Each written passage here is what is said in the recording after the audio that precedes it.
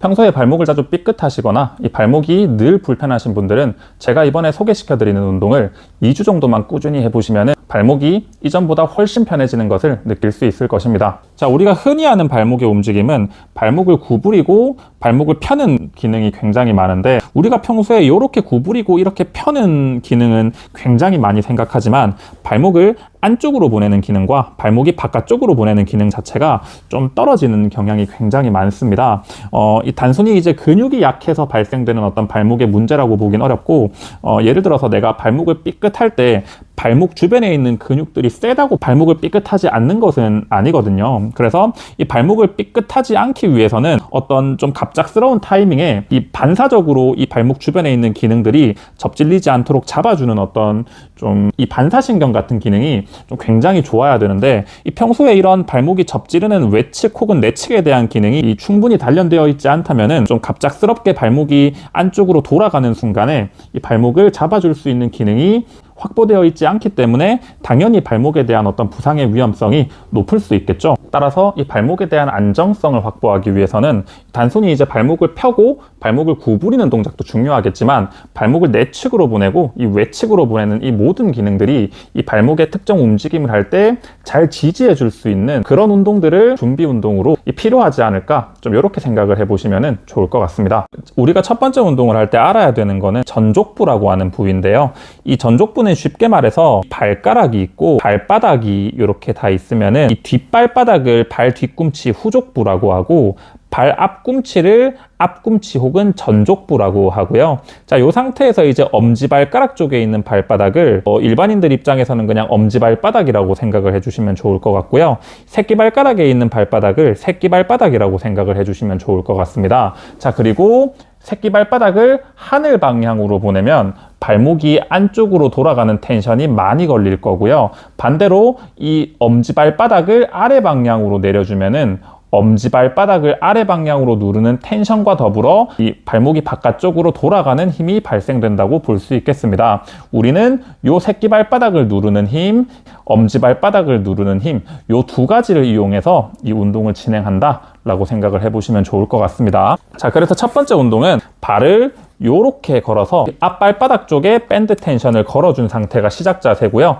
이 운동 강도가 너무 가볍다면 밴드를 조금 더 좀 센 걸로 진행해 주시면 좋을 것 같고요. 이렇게 밴드 텐션을 최대한 만들었으면 양손으로 발목은 이렇게 고정한 상태에서 새끼발바닥을 하늘 방향으로 쭉 들어주시면 이 안쪽 종아리 쪽으로 힘이 쫙 들어가는 게 느껴질 거고요. 자, 이때 당연히 종아리 쪽에 힘이 들어가면 좋겠지만, 이 종아리 쪽에 힘이 들어간다는 관점보다는 이 새끼발바닥으로 밴드를 하늘 방향으로 강하게 밀어준다는 느낌으로 훈련을 진행해 보시는 게 조금 더 좋은 방향이라고 생각을 합니다. 자, 그래서 새끼발바닥을 하늘 방향으로 쭉 들어주고 이 상태에서 5초에서 10초가량 버텨주는 동작, 그리고 돌아갈 때도 이 새끼발바닥 텐션으로 최대한 버티면서 텐션이 발생되는 구간까지만 내려가시고요. 훅 떨어져 버리면 밴드에 텐션이 잘 걸리지 않을 수도 있습니다. 그 구간까지 내려가면은 발목에 대한 운동이 잘 되지 않을 수도 있습니다.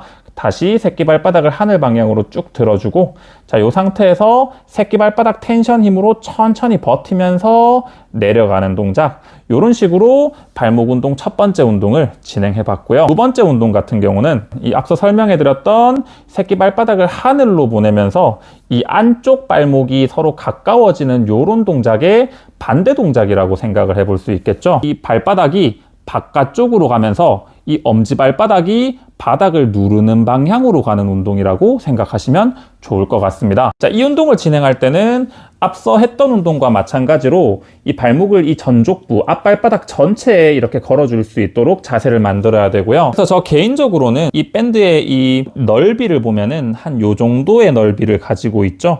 근데 이제 요런 이 소도구를 보시면은 이 밴드 면적보다 한 1.5배 정도 넓은 면적을 가지고 있는데, 이 밴드가 면적이 이렇게 넓으면은 사실 이 동작을 할 때 수평, 이 각도든 크게 개의치 않고 발목을 이렇게 밖으로 돌리는 동작을 진행할 수 있지만, 이 밴드 면적이 좁으면 좁을수록 발을 밖으로 밀 때 엄지발바닥으로 밴드를 미는 느낌이 제대로 잘 들지 않을 수도 있습니다. 그래서 밴드 면적이 좁을수록 이 각도를 조금 더 명확하게 설정을 할 필요가 있고, 이 동작을 할 때 단순히 밖으로 돌린다는 느낌보다는 앞발바닥에서 이 밴드를 강하게 밀어준다는 느낌이 확실하게 들어야지 이 운동에 대한 효과가 극대화될 수 있다고 볼 수 있겠습니다. 자, 이렇게 앞발바닥 쪽에 텐션을 걸어서 수평에서 살짝 한 20-30도 정도 아래 방향으로 보낸 상태를 만들어 주시고, 이 상태에서 발목을 바깥쪽 방향으로 최대한 돌려주면은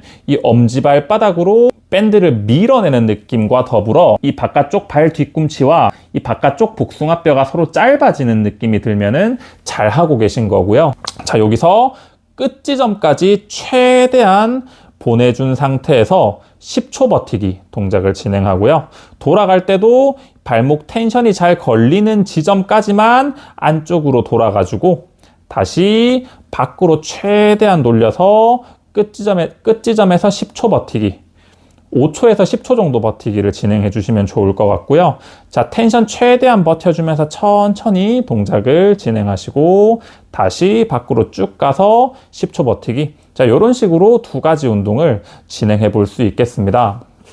자, 요 운동들만 꾸준히 해줘도 이 발목에 대한 안정성이 굉장히 많이 확보될 거고요. 자, 이렇게 첫 번째는 이런 식으로 진행했고, 두 번째는 발가락을 최대한 구부린 상태에서 밖으로 돌려주는 동작을 해주시면은, 약간 발가락을 펴고 밖으로 돌렸으면은 위쪽으로 힘이 들어가는 느낌이 든다면은 발가락을 구부린 상태에서 밖으로 돌려주면은 조금 더 관절에 가까운 쪽에 어떤 조직들에 힘이 많이 들어간다, 이렇게 생각을 해보시면 좋을 것 같습니다. 자, 오늘 이렇게 발목 운동을 두 가지를 알려드렸고요. 이 두 가지 발목 운동을 둘 다 열심히 해도 좋고, 좀 만약에 해봤을 때 좀 안쪽은 잘 되는데 바깥쪽이 조금 잘 안 되거나 이렇게 좀 한쪽이 좀 유독 더 잘 안 되는 포인트가 있다면은 해당 포인트를 조금 더 집중해서 해보시는 것도 추천드리고요. 오늘 알려드린 발목의 이 외측으로 돌리기, 내측으로 돌리기 운동 외에도 좀 다양한 발목의 움직임, 이 발목에 체중을 걸어서 진행하는 발목의 여러 움직임 혹은 근력 운동도 같이 진행을 해주셔야지